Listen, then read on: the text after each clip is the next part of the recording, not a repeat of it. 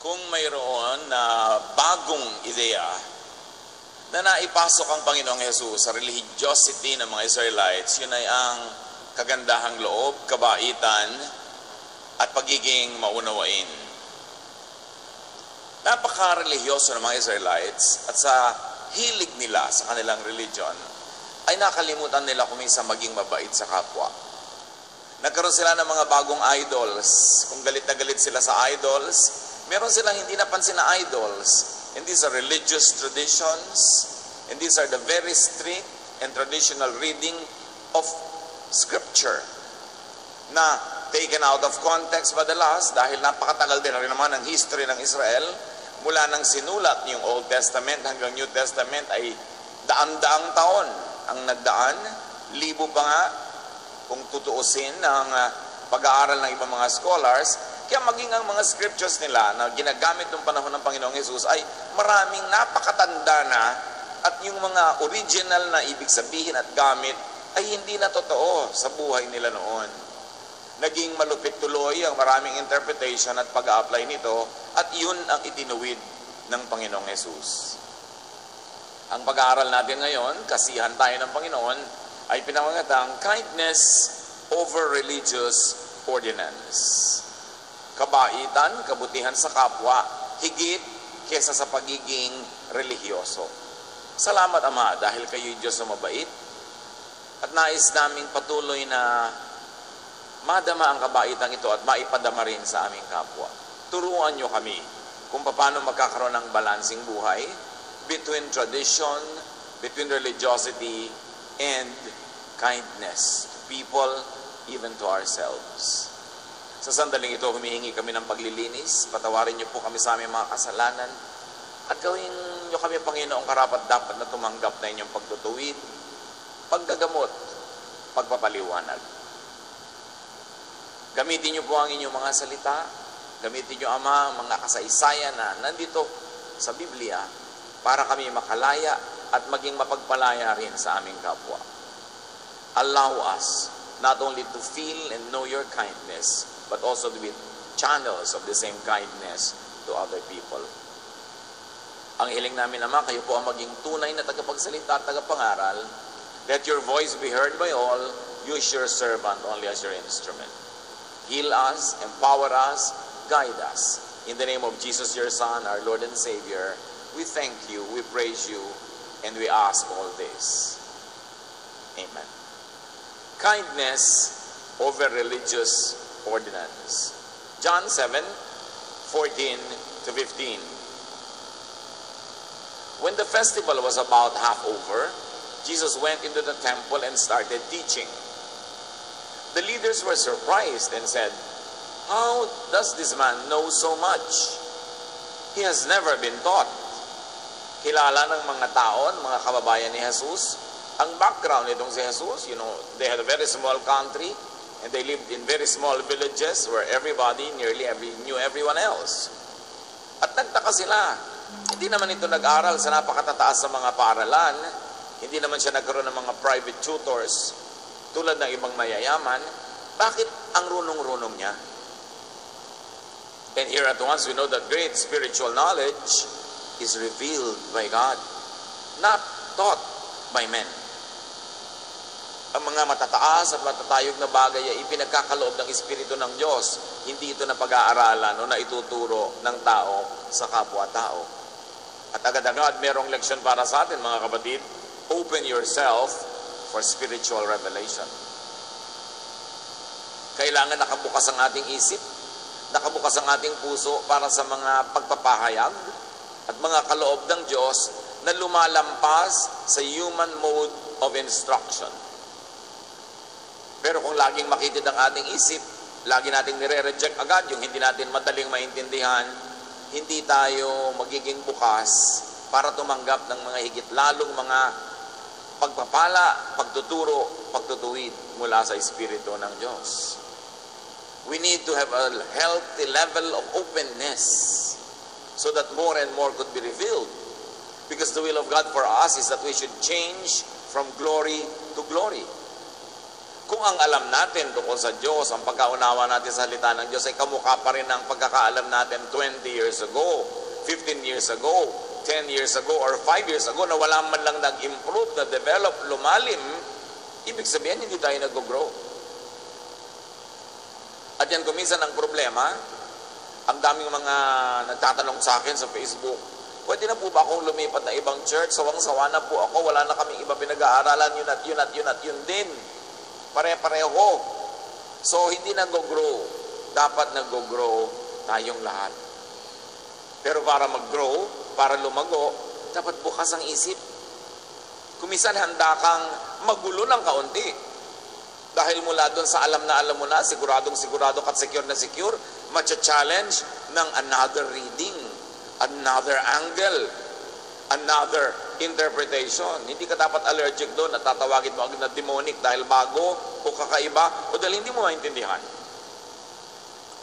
We don't have to protect God's truth because God's truth will always prevail.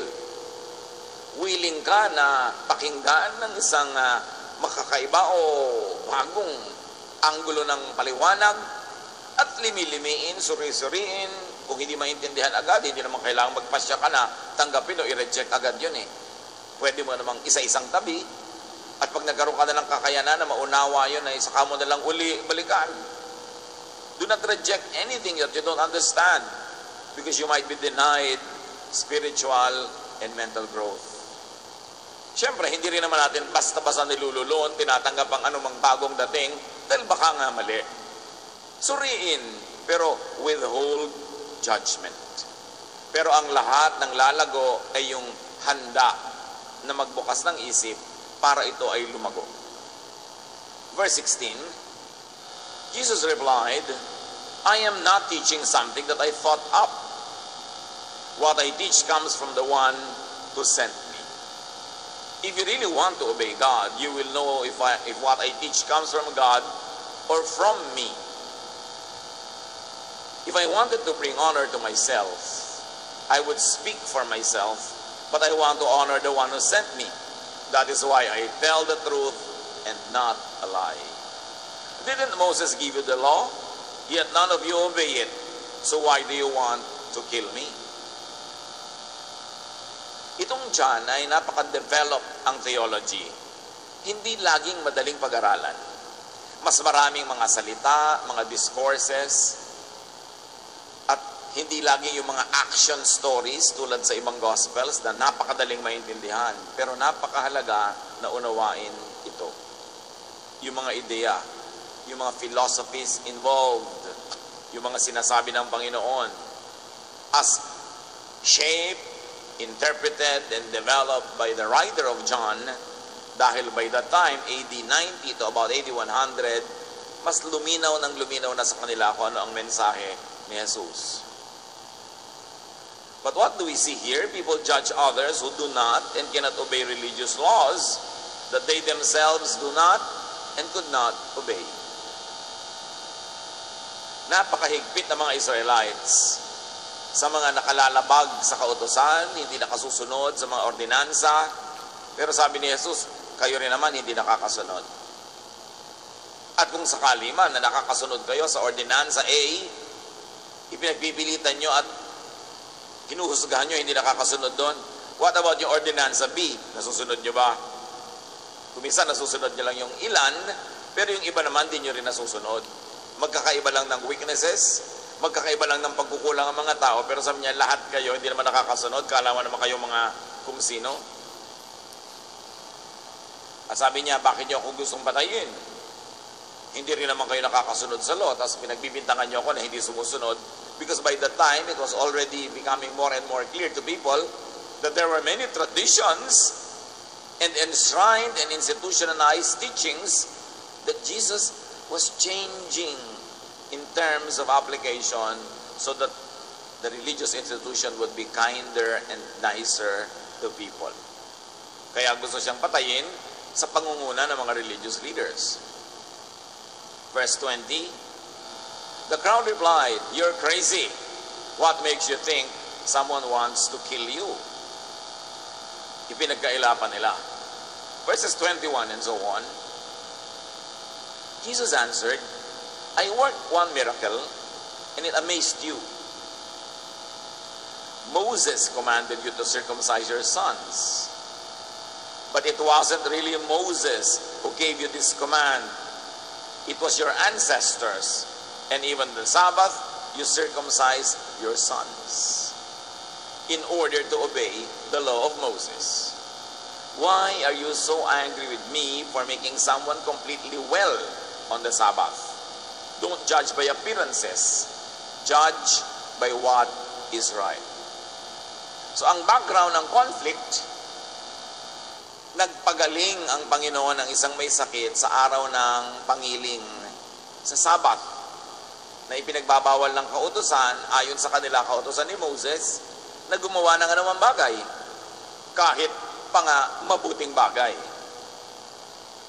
At meron ditong isang napaka-shocking revelation that came from the mouth of Jesus. Sabi niya, sabi ninyo, iniutos ni Moses ang circumcision ng mga batang lalaki. But it wasn't really Moses who gave you this command. It was your ancestors. Ang paniwala ng lahat at ang itinuturo ng lahat ng mga verses ng Old Testament was it that Moses who commanded circumcision. Now, Jesus brings us to another level of understanding and even tells the Israelites who have forgotten the truth that it wasn't really Moses, but their ancestors. So, ibig sabihin yung mga kiniklaim nila na Moses said this, Moses said that, is that always reliable? Dahil maaari na ang mga ancestors nila ang nagpauso nitong tradisyon na ito, at para ito magkaroon ng kapangyarihan at sundin ang lahat, sinasabi nilang, sabi ni Moses, sabi ni Moses. Here from the very mouth of Jesus, he says, it wasn't really Moses who gave you this command, it was your ancestors. At sabi niya, hindi lang yon. Nagsisircumcise kayo ng mga bata kahit Sabbath para masunod nyo yung regulasyon na on the 8th day, technically, dapat ma-circumcise ang bata. So pagka lumaglag o natapat ang 8th day sa Sabbath, binebreak nyo yung law of Sabbath para sundin nyo naman yung law of circumcision na hindi naman si Moses ang may bigay, kundi ang mga ninuno nyo lamang. So ang sinasabi dito ng Panginoon, pinagsasabong nyo ang mga verses. One verse kontra sa isang verse, pumipili lang kayo kung anong mas gusto nyong sundin. Pagkatapos, ang init-init ng mata nyo doon sa mga ibang may hindi nasusunod na nasusunod nyo. So niya, huwag kayong nanguhusga doon lang sa nakikita ng mata na nagpagaling, hindi dapat magtrabaho ng Sabat. Sabi niya, manghusga kayo ayon sa katuwiran. Don't judge by appearances, but judge by what is right. Huwag niyong sabihin, maling maghimala, maling magpagaling ng Sabat kasi sabi ng law ay mali. Pero ang tingnan ninyo, mali ba na magpagaling ng tao kahit anong araw? Mali ba na magpaginhawa ng may sakit? Ano bang araw mapatapat yon? Sobra kayong technical. Ang inaatupag nyo lang ay yung technical law na do's and don'ts. Nalilimutan nyo na maging mabait. Nalilimutan nyo na kung anong tunay na mahalaga sa tao. Hindi lang yung technical law, kundi yung ano ang naidulot nitong ginhawa at kabutihan sa buhay ng tao. So according to Jesus, though it had always been attributed to Moses, circumcision was not really from Moses. Isang napakalaking institusyon niya na nabasag bigla sa isang iglap. At mula mismo sa Panginoong Jesus, nagsabing, hindi naman si Moses yan kahit yan ang pinaniniwalaan nyo.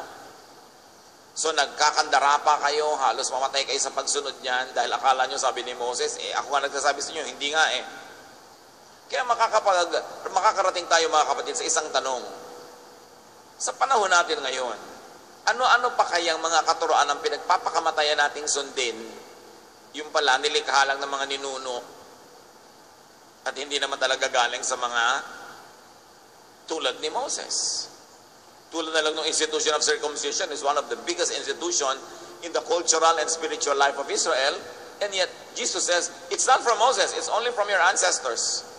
Kala nyo lang, o pinagmukha lang na galing kay Moses. Gaano kaya karami sa mga hirap na hirap tayong sundin ang hindi naman pala dapat talaga paghirapan? ipinaglalaban natin, nagpapakamatay tayo sa pagsunod o pumapatay tayo. Tapos yun naman pala, sasabihin lang ni Jesus, kung pwede lang tayong kausapin ngayon, hindi naman si Moses ang may sabi niyan eh. So kung nakakalito, dahil hindi na naman natin kayang suriin lahat kung alin ang galing kay Moses, alin talaga galing kay Elijah, alin talagang galing sa Diyos, o alin lang yung sabi ng mga priest na sabi ng Diyos, para masunod agad, pero sila lang pala ang may gusto noon dahil pwedeng mangyari yon. Kung nakakalito, anong dapat natin gawin? Sabi ni Lord, madali, don't judge by appearances. Judge for what is right. Ang paandarin nyo ngayon ay, tanungin nyo inyong sarili, mabuti ba o masama? Makakabuti ba sa akin o makakasama? Ano ang idudulot sa tao kung i-apply natin itong kautusan na ito na hindi naman tayo sure pala kung si Moses nga bang may sabi? So, ang magiging mo ngayong pamantayan ay, nakabubuti ba? Mabuti ba? Ito ba ang gawang mabuti para ito i-implement sa paghuhusga natin sa kapwa, sa pagdidisiplina, sa pagpapa-implement ng kung ano-anong mga kautusan? Sa tanong mo, nakabubuti ba sa ating lahat ito? Nakabubuti ba lalong-lalo dito sa tao that we are concerned with? O nagiging technical na lang tayo na masunod lang natin yung sabi ng verse kahit na tayo maging malupit, kahit na tayo hindi maging mabait, kahit na makasama sa buhay ng tao ngayon. Tulad ng kung susundin yung utos about the Sabbath, makabubuti ba talaga doon sa may sakit na ipagpaliban pa ang paggaling niya? Kung hindi pa siya pinagaling ng Panginoong Hesus nung araw na yun, bukas pa talaga magkikita pa sila para magawa yun. O mapapabayaan na siya buong buhay at hindi na siya magkaroon ng pagkakataon.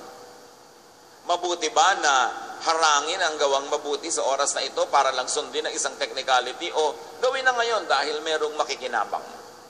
Sabi ni Lord, huwag kayong palibang. Pag nalilito kayo, tingnan ninyo kung makatwiran. Huwag nyo lang tingnan yung appearances, yung form. Can you imagine that circumcision was from the Israelite ancestors? That it was from tradition only. Isang idol na binasag ni Jesus. At syempre may isa pa siyang idol na binasag. The idol of the Sabbath. Dahil talaga namang ipaglalaban ng mga Hudyo ang Sabbath. At magpahanggang ngayon, maraming conservative Jews, pag kami kapwa sila Diyon na nagtatrabaho pag Sabat, binabato nila hanggang ngayon. Subukan mong umarkila ng sasakyan o mag-taxi, lalo sa mga conservative districts ng Jerusalem. During the Sabat, babatuhin nila yung taxi kasi nagagalit sila sa driver na bakit pumapasada ay Sabat. Paano ngayon kung papasada yung ambulansya? Halimbawa, technical ka, dapat sundin ang Sabat. Meron ngayon nagkakaroon ng seizure, nagkaka-heart attack, kailangan dali sa ospital, kailangan magtrabaho yung driver ng ambulansya, papayag ka or not? Kung religious leader ka, baka hindi. Pero kung nanay mo yung nangingisay, payag ka to break the Sabbath? Yun ang point ni Jesus. Ang gawin yung patakaran, pamantayan ng paghusga sa tamang gawin o hindi, makabubuti ba? Hindi yung dahil lang sabi ng ganitong letra, sabi ng ganitong verse, sabi ng ganitong paragraph. Kahit na ang maging bunga sa iyo ay magdusa ka, maghirap ka, masaktan ka, sundin natin ito. Yun ang binasag ng Panginoong Jesus. Yet the Jews broke the Sabbath just to circumcise boys on the 8th day. Kaya pinapakita ng Panginoong Jesus, kunwari pa kayong hilig-hilig sa Sabbath, pero nag-circumcise din naman kayo. Kasi may iba naman kayong panghahawakan na tradisyon na hindi naman ang galing kay Moses. Kaya sabi niya, bakit ngayon kayo magagalit sa akin at gugustuhin niyo akong patayin? Dahil lang meron akong pinagaling ng Sabbath. Dahil alam niyo ba, ng Old Testament, pinapatay talaga yung nagtatrabaho sa Sabbath. Meron nga isang batang lalaki nangangahoy, nahuli nilang nangangahoy, araw ng Sabbath.